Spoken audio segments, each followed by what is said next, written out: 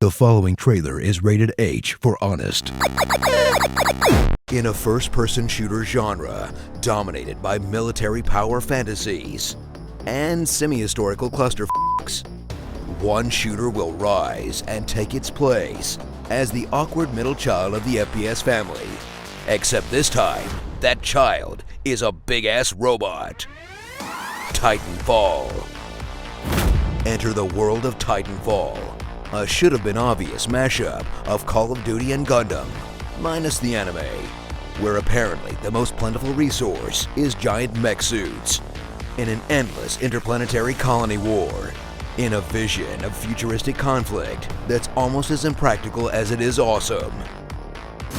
Slip on the robo-boots of two interchangeable factions of future soldiers, and get ready for combat that's half military shooter, half circus acrobatics, as you mirror's edge your way around the map with double jumps, slides, wall runs, and grappling hooks. Then use your wacky homing pistol to take down waves of AI opponents, designed to make you feel better about yourself, until you unlock your Titan and call it out of the sky like a Power Ranger.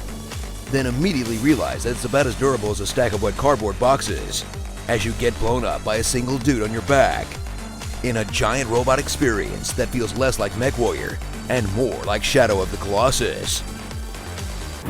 Experience the furious action of the original Titanfall, an online-only shooter with huge ambition and extremely limited follow-through, with a story mode that was just a normal multiplayer with dudes yelling at you through a Skype window in the corner of the screen, and gameplay that was awesome, fast-paced, and fresh, but didn't quite make up for the lack of robot types, map variety, and post-launch support. Because why spend your money on the first game when you can make money on a sequel? I'm sad now.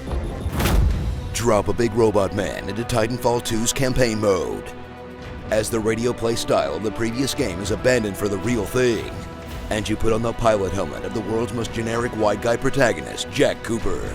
Then blast your way through a series of awesome set pieces and one off-gimmick level, loosely connected by as little plot as you can get away with and still call it a story, as you fight to save some colonies you barely care about from an evil they barely explain, by exploding a bunch of mercenaries who won't stop getting out of their mech suits. Seriously, guy? I could just shoot you right now.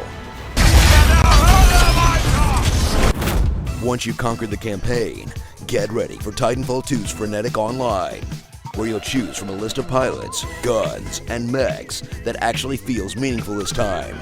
Doll them up with the ugliest skins you can unlock, and dive into some of the most hectic multiplayer outside of Quake 3, as everyone jets around the map like they're on Cybercrack, grappling each other in the air, until they get swatted by a giant robot fist.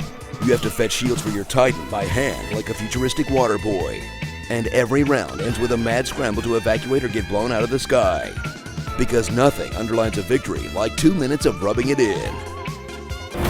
So grease up those gears and get ready for some hot robot on man-on-robot action.